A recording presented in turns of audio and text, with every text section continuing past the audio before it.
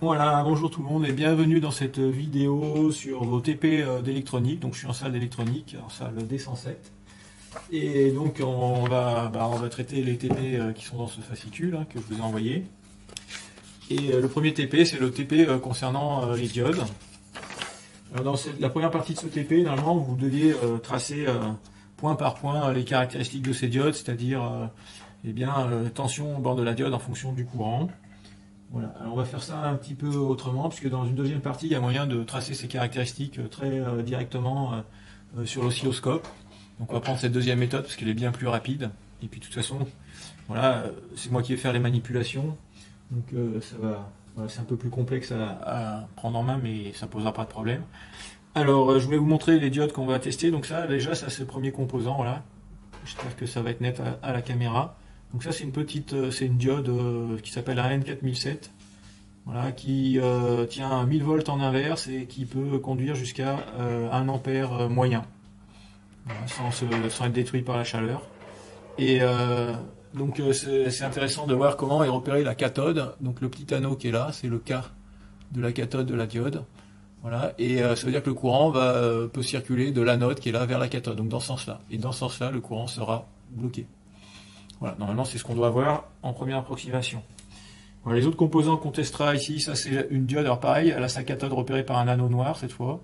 Donc ça c'est une diode Zener de 6,8 volts normalement.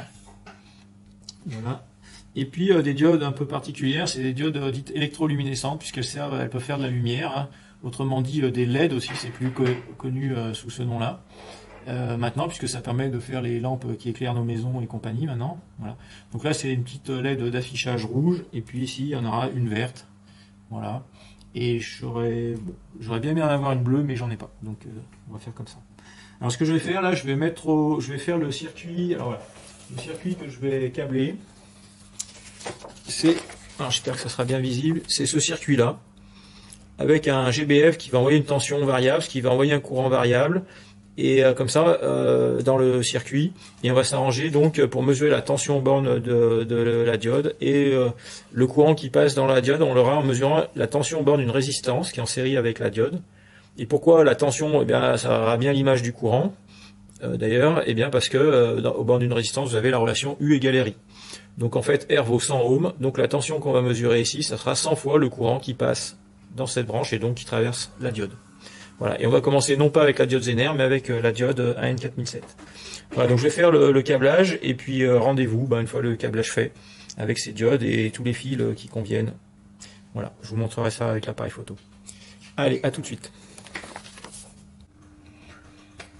Alors voilà, vous avez la base du montage, avec la résistance de 100 ohms, donc avec les anneaux marron, noir, marron, en série avec la diode, avec l'anode ici et la cathode là.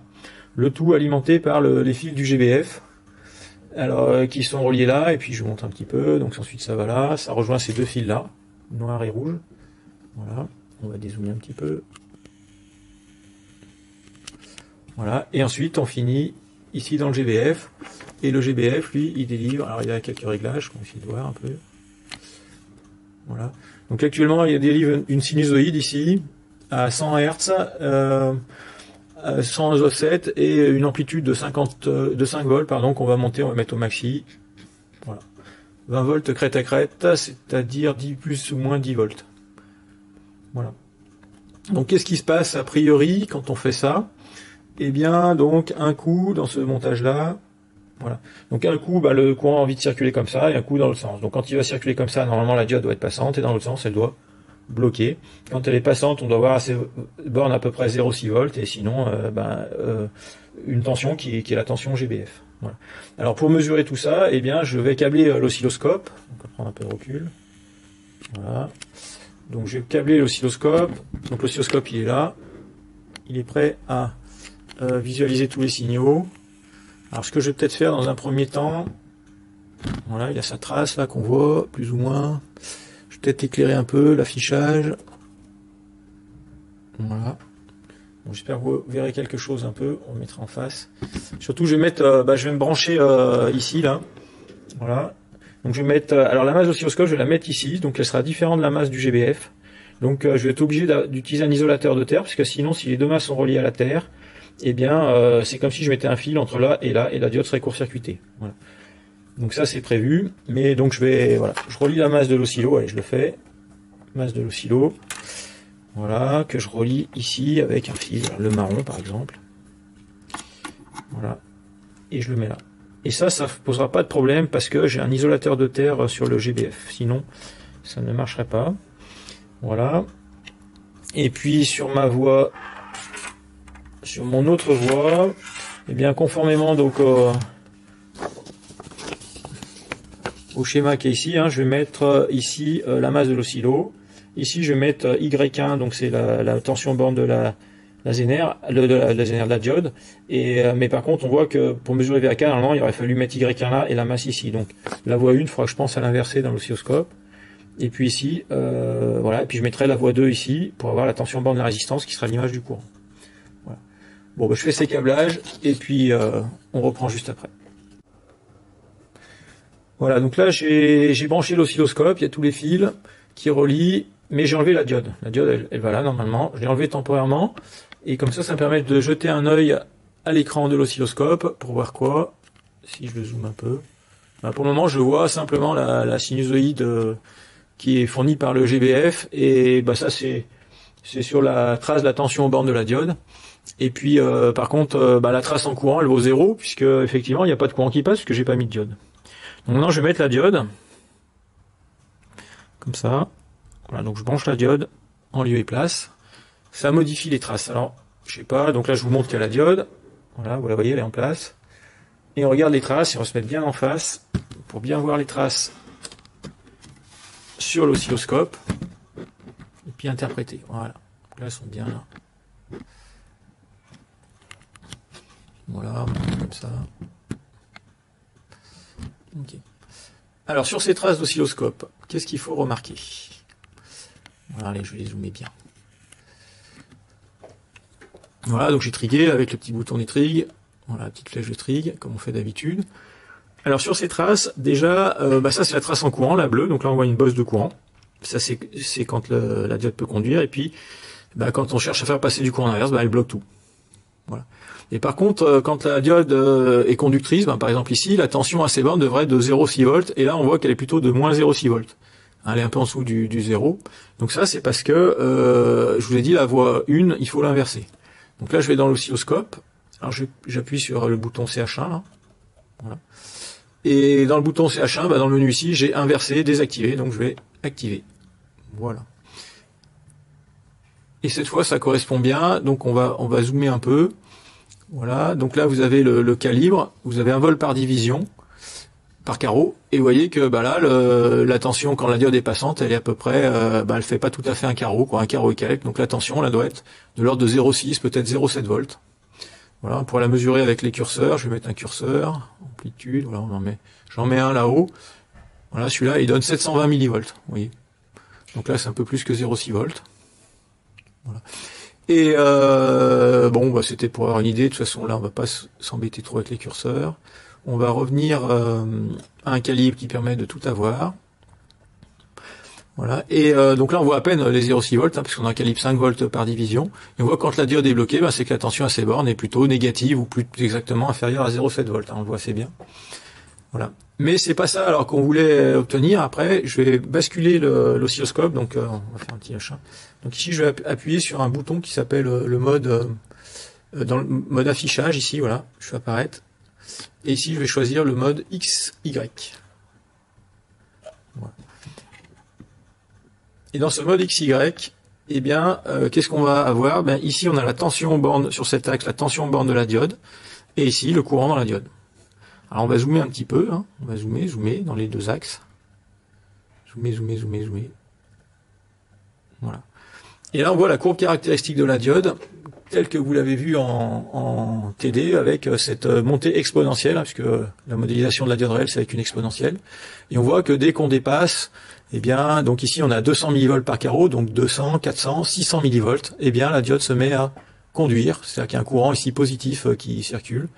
Et ensuite, ça monte exponentiellement comme ça. Voilà. Et alors, si on veut avoir une idée du courant, hein. On a 2 volts par carreau ici, ça veut dire quand on est à 2 carreaux, on a 2 volts aux bornes de 100 ohms, donc ça fait 2 divisé par 100, ben on a 20 milliampères dans la diode, là, à un carreau. Ici, on a 40 milliampères, et ici, on a 60 milliampères. Voilà ce que veut dire à peu près ces carreaux. Donc ça, c'est la diode 1N4007. Voilà, et donc si on dézoome, eh bien, on voit qu'on a affaire à quelque chose qui, on a l'impression que cette fois les traces sont sur les 2 axes. Ben, ça c'est c'est ce qu'on appelle la diode idéale, mais en fait on voit quand même que cette montée-là, elle est un petit peu décalée, hein, et c'est seulement quand on zoome qu'on voit qu'elle est un petit peu décalée. Donc vu d'ici, on voit à peine le coude, on a l'impression que c'est plus qu'une diode à seuil, je dirais. Voilà. Et puis quand on zoome, eh bien on voit l'exponentielle se dessiner sur l'écran. Voilà. Bon, alors maintenant qu'on a vu, je vais redézoomer, maintenant qu'on a vu comment réagit la 1N4007, ça ne me dérange pas, eh bien je vais faire la même chose mais avec la diode Zener. Donc qu'est-ce que je fais? On décale, hop, je reviens sur le circuit, donc là j'enlève la diode 1N4007 et je remplace par la diode Zener, donc c'est la petite diode orange là, que je remets en lieu et place. Et je retourne sur l'oscilloscope pour voir la caractéristique de cette diode Zener. Voilà. Et là, eh bien, qu'est-ce qu'on voit? Il est apparu ça, qu'on n'avait pas avec la N4007. Et en fait, ça veut dire quoi? Eh bien, ça veut dire qu'il y a un courant qui est négatif dans la diode, donc ça veut dire qu'elle se laisse traverser en inverse, cette diode, dès lors que la tension inverse à ces bornes dépasse un certain seuil qu'on appelle la tension Zener, qu'on a noté VZ. Alors on va dilater un petit peu. Et puis on va regarder la valeur de ce VZ, déjà à peu près. Eh bien on est à moins, alors là on est à 0, 2 volts par division, donc ça fait moins 2, moins 4, moins 6, et puis là ça serait moins 7, donc on a entre moins 6 et moins 7 volts. Ben, en fait, à tous les coups, c'est du moins 6,8 volts, puisque c'est une diode Zener de moins 6,8 volts qu'on a mis là-dedans. Voilà, vous voyez qu'ici, il y a on voit même pas un coude, on a l'impression que c'est un angle droit, et que cette partie est complètement verticale. Mais ça prouve que dans cette zone-là, la diode se comporte comme un générateur de tension parfait, enfin ça a l'air comme ça. En fait, voilà, la pente est pas complètement verticale, hein, mais d'aspect ici, on a l'impression que ça l'est complètement. Alors on va essayer de zoomer là-dessus, mais avant de zoomer là-dessus, je vais vous d'abord zoomer là.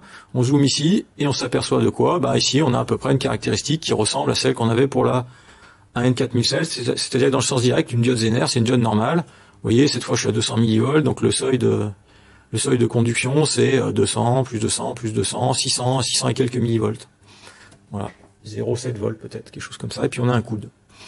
Alors maintenant, on va essayer de zoomer sur cette partie-là. Alors si je dilate comme ça, bah, ça sort de l'écran. Alors ce que je vais faire, je vais décaler le 0.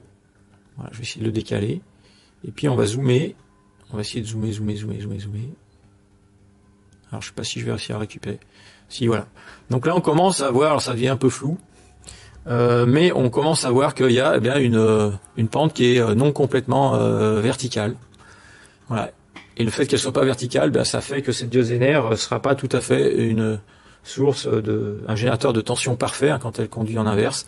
Et c'est pour ça que dans le modèle, pour tenir compte de cette pente, ben, on rajoute une résistance en série à un générateur de tension, résistance qu'on appelle la résistance dynamique. Voilà, alors je vais vous montrer comment on refait les réglages. Donc déjà, je dézoome un petit peu, je ramène ma trace dans l'écran, comme ça, voilà. Donc là, je suis toujours avec la diode Zener, hein.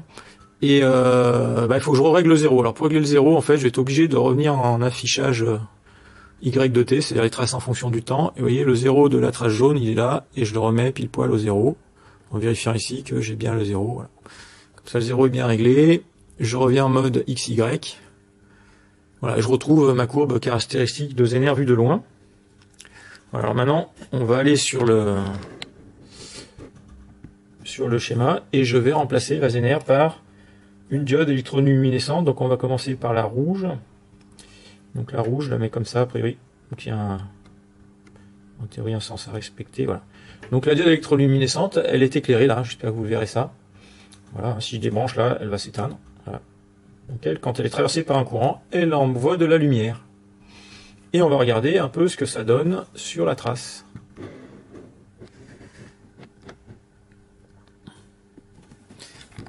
Voilà. Donc elle n'a pas de conduction inverse, hein, elle bloque bien le courant dans le sens inverse, comme la Zener. Et ensuite, on va regarder à l'état passant. Et à l'état passant, qu'est-ce qu'on voit? Allez, je vais zoomer. Eh bien, une chose assez différente quand même de la diode. Alors ça ressemble, hein, mais regardez, cette fois, on a l'échelle 500 millivolts par division. Ça veut dire que le seuil de conduction, il est à 1, 2, 3 carreaux, c'est-à-dire à 1,5 volts.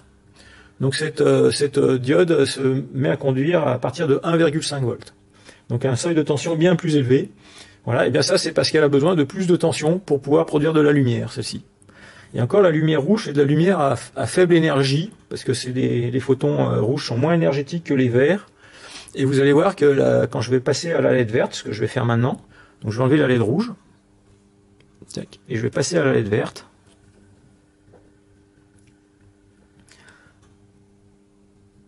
Voilà, donc là je viens de mettre la LED verte. Et alors la LED verte, il se passe pas mal de choses. Déjà le seuil là, il est monté à donc 1, 2, 3 carreaux et demi. Un peu plus même, c'est-à-dire que le seuil de tension il est plus à 1,5 volts mais à 1,8 volts à peu près.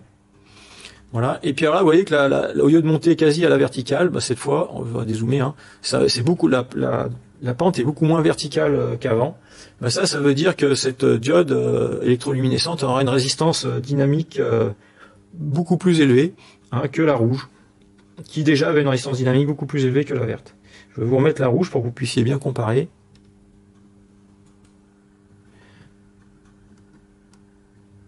Voilà.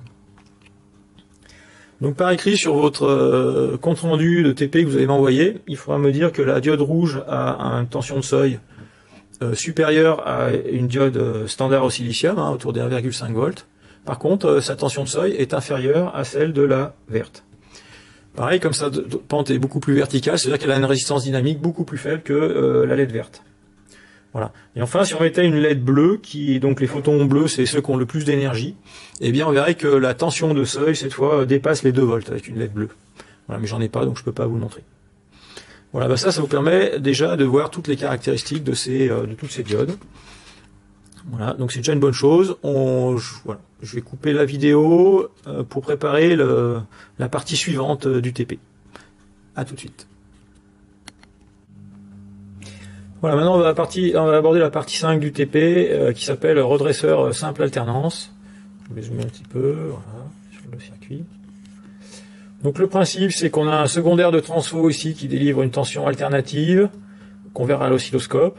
Et ensuite, d'alimenter avec cette tension alternative une résistance, mais à travers une diode qui va laisser passer le courant que dans un sens.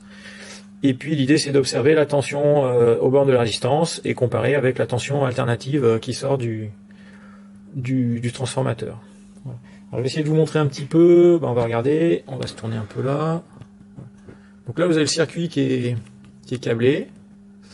Alors je vais faire un petit zoom si je peux. Voilà.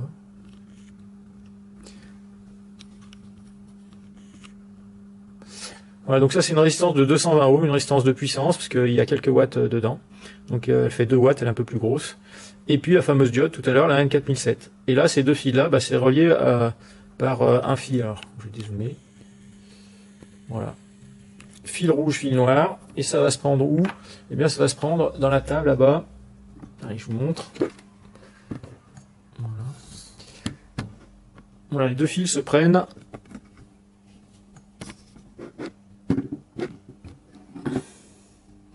Là-bas au fond, là sur deux bornes qui sortent d'un secondaire d'un transformateur.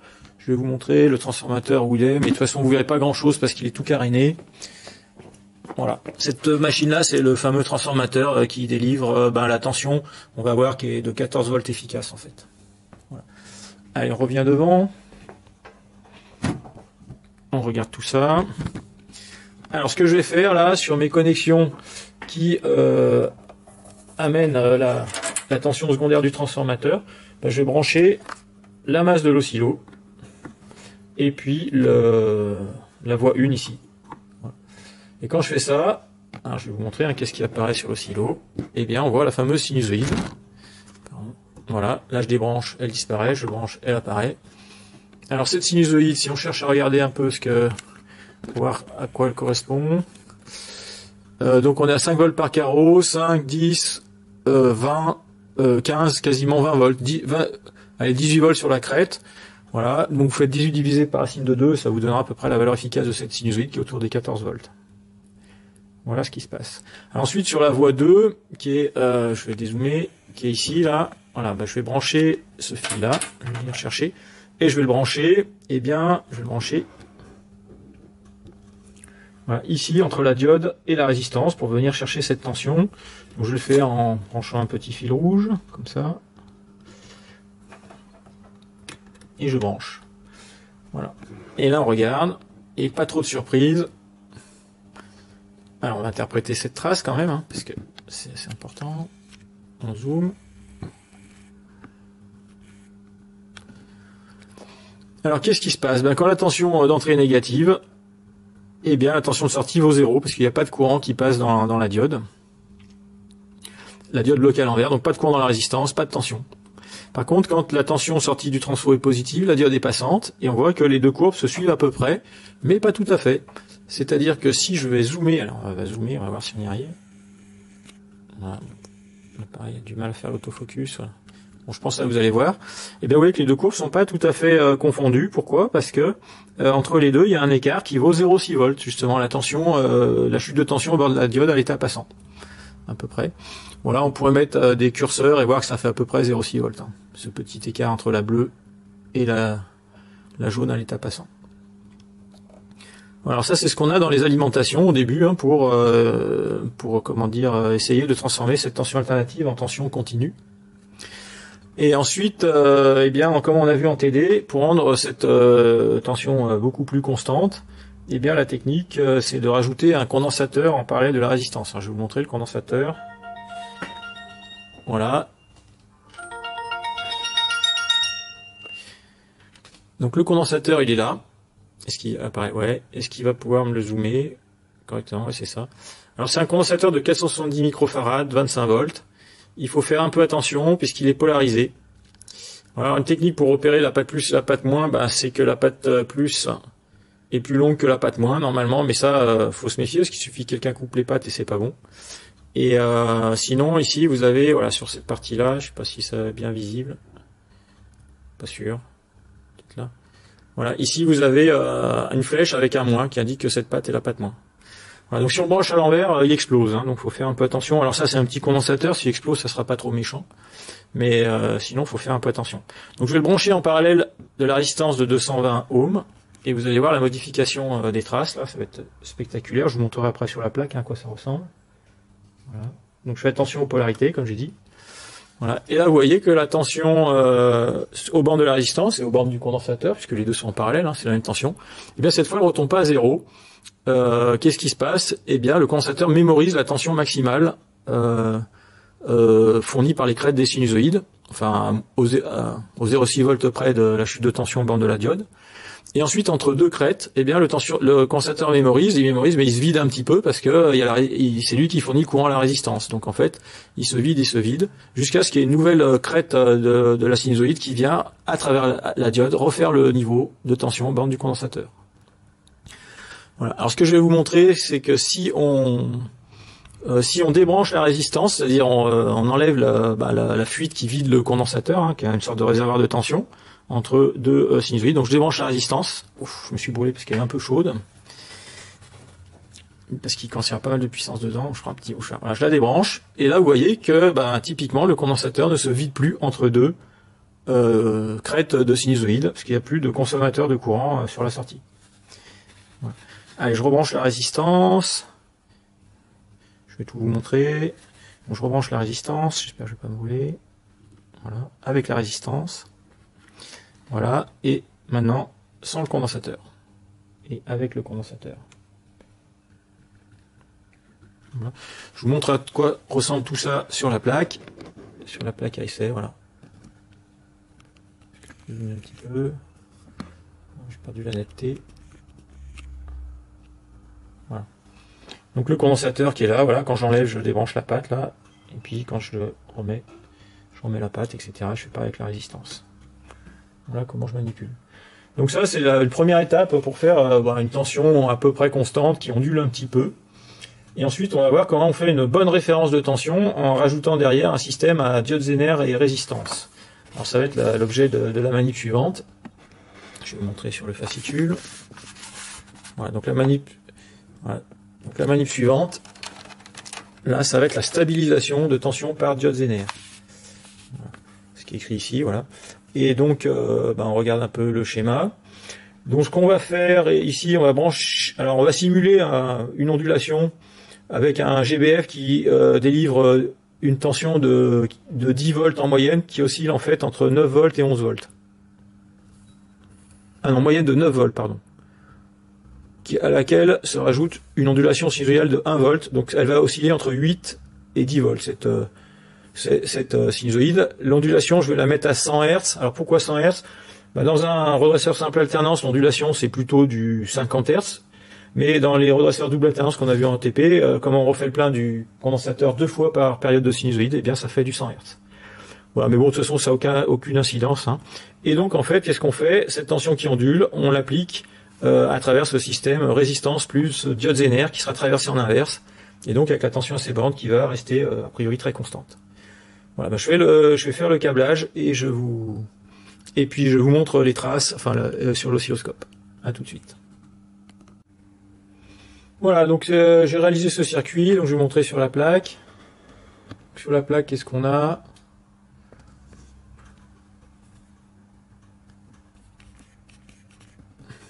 Donc une résistance de 820 ohms, hein, donc c'est gris, rouge, marron comme couleur, et la diode Zener orange de 6,8 volts. Les deux sont branchés en série, comme ça, voilà. Et là, le GBF amène son signal, qui est pas bon pour moi, parce que c'est toujours la sinusoïde de l'essai du tout début. Voilà. Et ensuite, je vais prendre la tension. Donc ça, c'est la masse, hein, avec les masses, je vous montrais, voilà. Masse du GBF et masse de l'oscillo qui coïncident. Et là, la deuxième voie du GBF, je vais la brancher, donc, ici, au milieu. Voilà, pour avoir la tension borne de la diode Zener. Ensuite, je vais regarder sur l'écran d'oscillo. Voilà. Bon, qu'est-ce qu'on voit ici? On a effectivement la fameuse tension Zener, là, qui est à 6,8 volts, mais que quand la tension d'entrée est suffisamment haute pour qu'il y ait du courant dans la résistance. Voilà. Et donc, ce qu'on va faire, c'est parce que la tension jaune, normalement, j'avais dit qu'on allait mettre quelque chose qui oscille entre 8 volts et 10 volts. Donc, je vais faire les réglages du GBF, hein, pour ça. Alors, GBF, il est là. Voilà. Et je vais lui mettre les bons réglages. Donc, les bons réglages du GBF. Pour avoir ça, je pense qu'il faut mettre une tension constante. On va mettre une sinusoïde, pardon, parce qu'on veut mettre une ondulation. Mais je vais réduire l'amplitude de la sinusoïde à une oscillation de 2 volts crête à crête. Voilà, 2 volts crête à crête, ça fait bien 1 volt crête. Là, c'est les volts pic to pic. Et ensuite, je vais décaler tout ça vers le haut d'une valeur qui vaut 9 volts. Voilà. Donc là, normalement, si je vais sur l'oscilloscope, eh bien, je dois retrouver cette fameuse tension qui oscille entre 8 volts et 10 volts. Alors, on va regarder. Voilà, alors c'est la jaune. Bien en face. Donc c'est la tension jaune, mais là elle n'est pas synchronisée.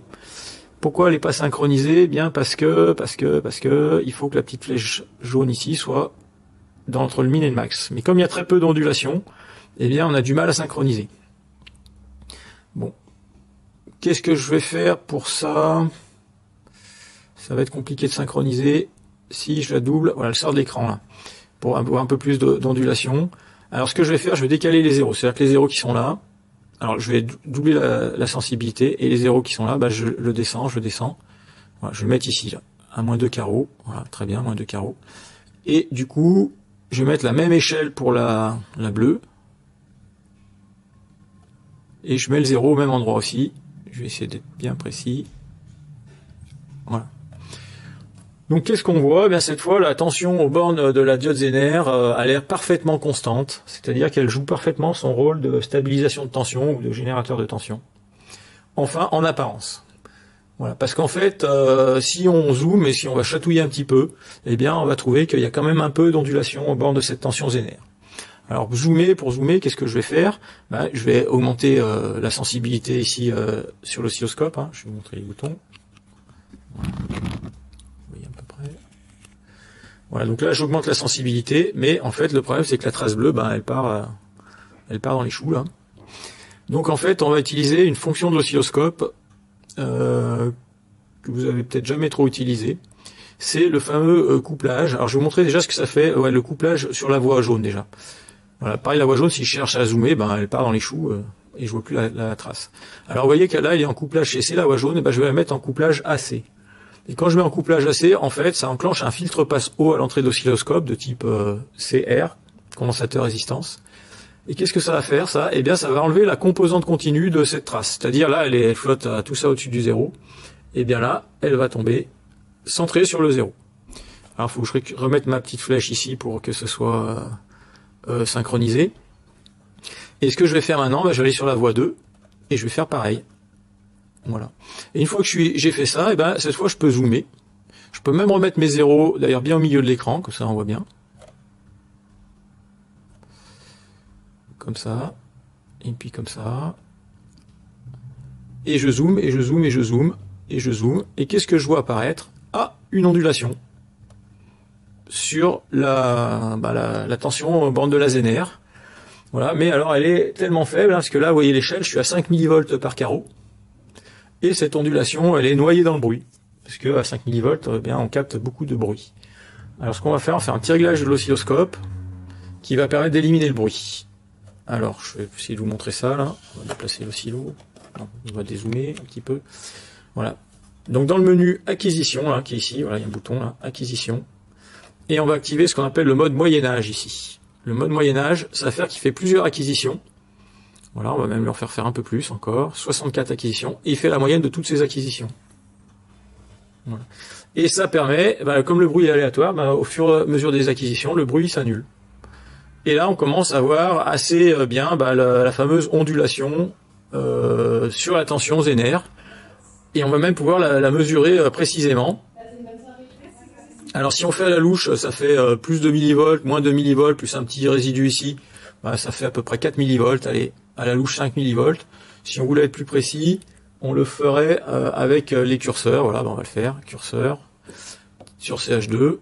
Voilà, je mets un curseur en bas, un curseur en haut.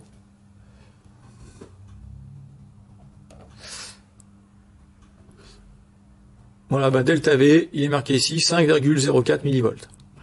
Alors que le delta V qui est en entrée, sur la tension d'entrée du circuit, eh bien, là, on voit, de toute façon, c'est réglé à 2 volts, hein, entre 8 et 10.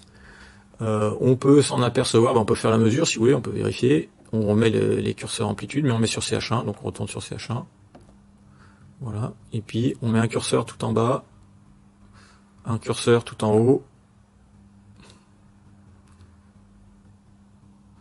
Voilà, alors lui il mesure pas 2 mais un 92 volts, il y a des petites imprécisions de mesure, mais c'est ça, c'est les 2 volts qu'on était censé avoir. Voilà, tout ça, ça vous montre comment la diode Zener arrive à réduire très fortement le taux d'ondulation l'ondulation qu'il y a à ces bornes par rapport à ce qu'il y a à l'entrée du montage, puisqu'on passe de 2 millivolts ici à 5 millivolts. Voilà. Et ça, eh bien, ça peut se calculer, et c'est à partir de là que je vous ai demandé d'ailleurs de faire un calcul et de me le présenter pour remonter notamment la valeur de la résistance dynamique de la diode Zener. Voilà, dans la suite du TP, il y a quelques autres études qui sont prévues, mais bon, en général, les gens vont guère plus loin que ce qu'on vient d'atteindre là. Donc, on va s'arrêter là pour le TP sur les diodes. Et je vous dis à bientôt pour le TP, cette fois, sur le transistor bipolaire. Voilà, à bientôt, au revoir.